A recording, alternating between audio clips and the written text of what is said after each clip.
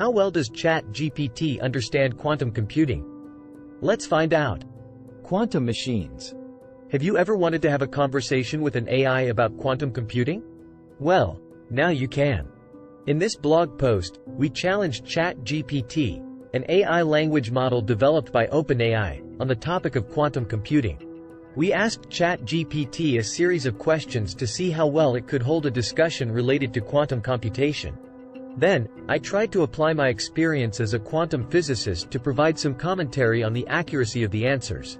Honestly, the responses may surprise you. So grab a cup of coffee and join us as we dive into the exciting world of quantum computing with the help of ChatGPT. What are the top 5 challenges on the road to practical quantum computing? Developing stable and reliable qubits. Qubits, the basic units of information in quantum computers, are fragile and easily affected by external noise, making it difficult to maintain their quantum properties for long periods of time. Overcoming decoherence. Decoherence is the loss of quantum information due to interactions with the environment, which can occur very quickly. Developing ways to prevent or mitigate decoherence is crucial for achieving practical quantum computing. Scaling up to larger quantum systems. Quantum computers require a large number of qubits to perform useful calculations, but current technologies have difficulty scaling up to these sizes.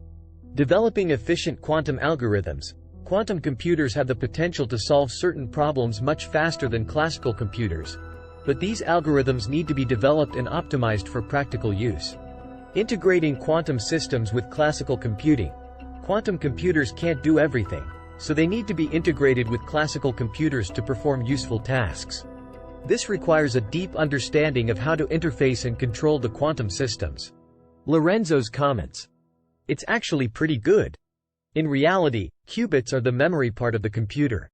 Gates and operations are applied to the qubits by what we call quantum controllers. It is not enough to scale up to a large quantum system. You also need to be able to control those multiple qubits. Some of these points GPT raises here are, in fact, a control challenge, at least partially. Eventually, better qubits combined with better control will lead to practical quantum computers. Explain quantum error correction. Why is it so important for realizing useful quantum systems? Quantum error correction is a technique used to protect quantum information from errors and decoherence. In a classical computer, error correction is performed by adding redundant information, which can be used to detect and correct errors that occur during computation. In a quantum computer, error correction is more complex because of the delicate nature of quantum information. Instead of simply adding redundant information, quantum error correction involves encoding the quantum information in a special way, using multiple quantum bits, qubits, to represent a single logical qubit. This allows the quantum information to be protected against errors and decoherence, which are major challenges in the development of practical quantum computers. Quantum error correction is essential for realizing useful quantum systems because it helps to overcome one of the major limitations of quantum computers, namely their susceptibility to errors and decoherence. By using quantum error correction, it is possible to protect quantum information from the effects of errors and decoherence, which makes it possible to perform more complex computations without the risk of losing information.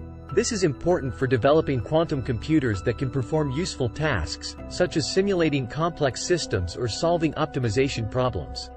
Without quantum error correction, the performance of quantum computers would be limited by the effects of errors and decoherence, making it difficult to realize their full potential. Lorenzo's comments. I don't know if I could have explained it better. It's a great high-level introduction to the topic. What role will quantum control play in the creation of fault-tolerant quantum computers? Quantum control plays a crucial role in the creation of fault-tolerant quantum computers. It involves the development of hardware and software to control and manipulate the qubits in a quantum computer, as well as readout techniques to measure their states. Fault-tolerant quantum computing relies on the ability to accurately control and manipulate the qubits, as well as detect and correct errors that may arise during operation. Quantum control techniques allow for precise control of the qubits, enabling the implementation of quantum error correction algorithms and the creation of scalable quantum computing architectures.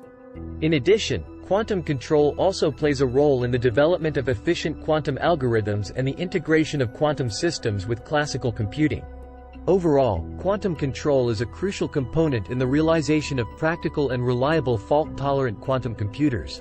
Lorenzo's comments. I would add that wherever we say, control and manipulate the qubits, we must also include the integration with classical systems. In reality, this integration is part of the functionality of a quantum control system. Without a classical integration, it simply isn't possible to manipulate qubits successfully. Such integration will happen on every level of the quantum computing stack, from the qubits and up to HPC integrations.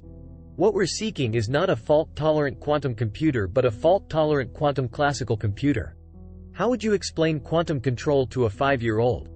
Quantum control is like a super special computer that helps us understand tiny things called qubits. Qubits are like little puzzle pieces that can be put together in different ways to make different patterns. The quantum control computer helps us put the qubits together in different ways and also helps us see what patterns they make. This helps us understand how things work at a very small scale. Lorenzo's comments. Very nice. At QM, we often use this muscle-brain metaphor to describe what we do. So, imagine a quantum computer, its amazing potential, and how it will impact the world. This computer is actually the strongest muscle in the universe. Now, you know every muscle needs a brain to control it. Without a mighty brain, the strongest muscle in the universe wouldn't even be able to lift a single feather. So quantum control is essentially the brain for that powerful muscle. It makes the quantum computer useful. Explain superposition in the form of a rhyming poem. In a superposition, it's hard to know what state a particle might show. It's in all possible states. Until it's observed, its fate awaits. In many places, all at once. It's a quantum phenomenon, non-dunce. Lorenzo's comments. That's not bad. Certainly better than I would have done.